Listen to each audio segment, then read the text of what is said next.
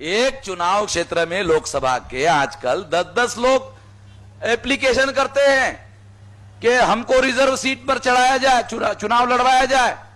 तो आजकल कंपटीशन है गद्दारों में, तो जो सबसे बड़ा गद्दार होगा उसी को ना टिकट मिलेगा। तो गद्दारों में भी कंपटीशन है, जमाना कंपटीशन का है। अब गद्दारों में कंपटीशन है तो ज्यादा से ज्यादा जो गद्दार होगा उसको ना टिकट मिलेगा। शास्त्री जी, आप समझते नहीं हो, आप विरोधी पार्टी को आपको मालूम नहीं है। शैलानी ने राजनाथ सोनकर शास्त्री के कान में कहा, सोनकर शास्त्री ने काशीराम जी को कहा, काशीराम जी ने हमको कहा, तो हमने सोचा आपको बता दूं। काहे के लिए बता रहा हूं? तो आपके इलेक्टेड रिप्रेजेंटेटिव को संसद में बोलने नहीं दिया जाता, उसका दूसरा सबूत है पार्टी का व्हिप। पार्टी व्हिप निकालती है, व्हिप को मराठी में कोड़ा बोलते हैं, हिंदी में चाबुक बोलते हैं। तो पार्टी के पास अधिकार है व्हिप निकालने का। ये एमपी बोलेंगे और ये एमपी नहीं बोलेंगे, और पार्टी की ये लाइन है, ये बोलना होगा। तो इसका मतलब बोलने की आजादी खत्म। अगर बोलने की आजादी खत्म तो इसका मतलब आजादी खत्म। अगर आपके इलेक्टेड रिप्रेजेंटेटिव को बोलने नहीं दिया जाता तो इसका मतलब उनको संसद के अंदर, विधिमंडल के अंदर गुलाम बनाकर रखा गया है।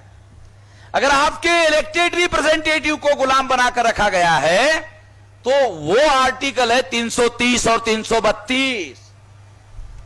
बाबा साहब आंबेडकर संविधान लिखने के बाद, आजादी मिलने के बाद, 4 साल के बाद अगर वो कह रहे हैं तो बाबा साहब आंबेडकर नासमझी में नहीं कह रहे हैं कि उनको मालूम नहीं है परिस्थिति, उनका जानकारी नहीं है, इस वजह से वो ऐसा कह रहे हैं। ऐसा नहीं है।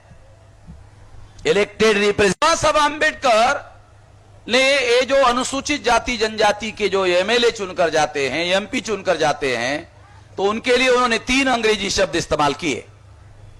Tool of the caste Hindu, औजार, हथियार, स्वर्ण हिंदुओं का हथियार, हमारे लोगों के विरोध में इस्तेमाल किया जाने वाला।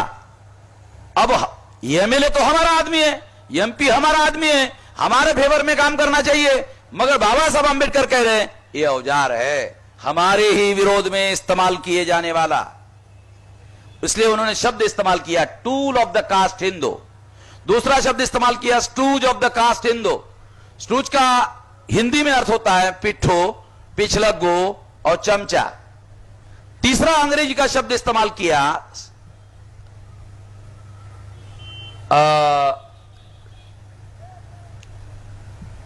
तीसरा शब्द अंग्रेजी का है agent of the caste Hindu. Agent का शुद्ध हिंदी में अर्थ होता है मध्यस्थ, और देसी हिंदी में अर्थ होता है दलाल और बड़ुआ। मैं दोनों इसलिए बताते रहता हूं कि जो आपके लिए सूटेबल हो जाएगा वो आप स्वीकार कर लेना। तो ये शब्द बाबा साहब आंबेडकर ने किताब में लिखे हुए। किताब का नाम है what Gandhi and Congress have done to untouchable, Gandhi ji and emancipation of untouchable states and minority. किताब के अंदर लिखा हुआ है। कुछ लोग, अक्लमंद लोग आपके विद्यार्थियों में बैठे हो सकते हैं, बोलेंगे तो असंसदीय भाषा है। हमारे जो पढ़े लिखे विद्यार्थी है तो वो ऐसा सोचते होंगे कि ये तो असंसदीय शब्द है। तो हमारे विद्यार्थियों को सांसदीय और असंसदीय शब्द समझ में आते हैं, बाबा साहब को समझ में नहीं आते थे। बाबा साहब ने इस्तेमाल किया ना ये शब्द। आप लोगों को सांसदीय और असंसदीय शब्द समझ में आते हैं, मगर बाबा साहब को नहीं आते थे, इसलिए उन्होंने यूज किया। शायद ऐसा आप लोग सोचते होंगे, इसलिए आप लोगों को थोड़ा बता रहा हूं। एक बार लखनऊ में पुलिस महासंचालक रिटायर हो गया, उसका नाम बताना ठीक नहीं रहेगा। उसने यही कहा था मुझे कार्यक्रम समाप्त होने के बाद में, मेश्राम जी क्या ये शब्द असंसदीय नहीं है? तो मैंने उसको तपाक से जवाब दिया कि क्या बाबा साहब आंबेडकर को सांसदीय असंसदीय समझ में नहीं आता था और आपको समझ में आता है? आपको पढ़ाने लिखाने की लड़ाई बाबा साहब आंबेडकर ने लड़ी। पढ़ने लिखने का अधिकार आपको बाबा साहब आंबेडकर की वजह से मिला। बाबा साहब की वजह से आप पढ़े लिखे हो गए, और आप इतने पढ़े लिखे हो गए कि बाबा साहब आंबेडकर कोई संसदीय भाषा बोलना नहीं आता था, यहां तक आप पढ़े लिखे हो गए।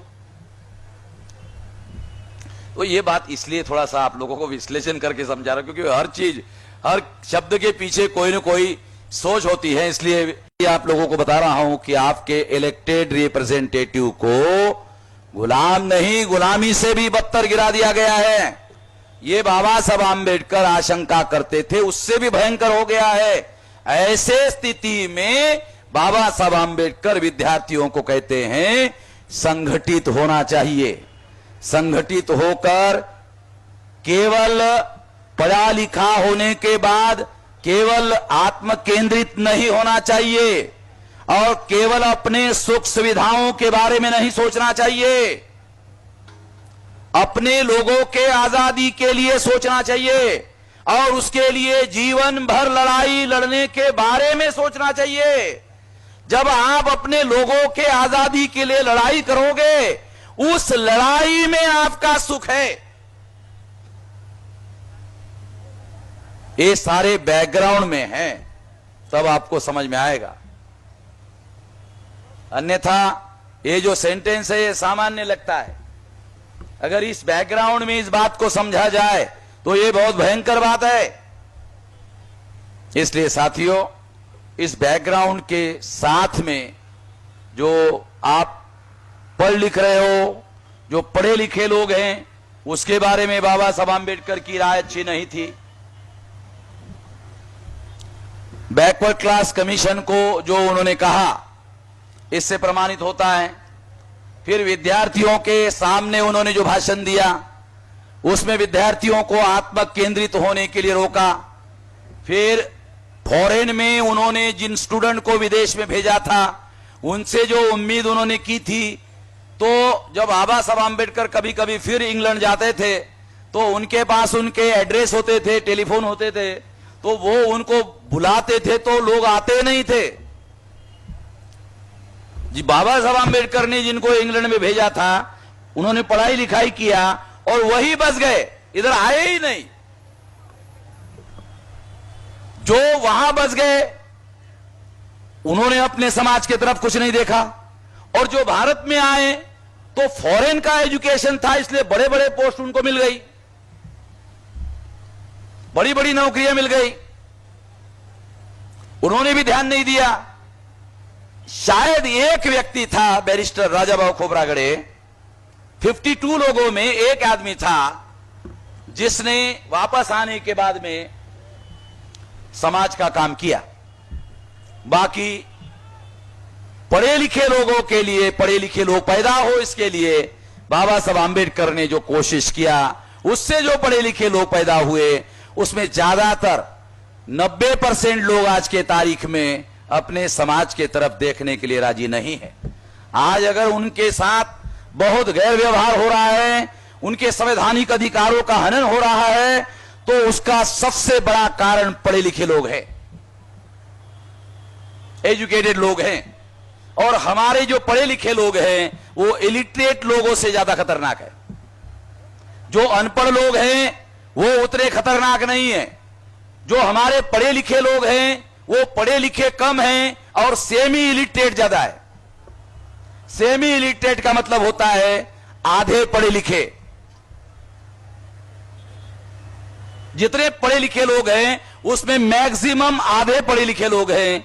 तो आधे पढ़े लिखे जो लोग होते हैं वो लोग ज्यादा खतरनाक होते हैं, क्योंकि उनके दिमाग में जो भूसा ब्राह्मणों ने एजुकेशन के द्वारा भर दिया है उसी को सही मानते हैं, और उसी को सही मानकर वो अपने जीवन में काम करते रहते हैं। वो ज्यादा खतरनाक लोग हैं, उससे तो बेहतर अनपढ़ लोग हैं।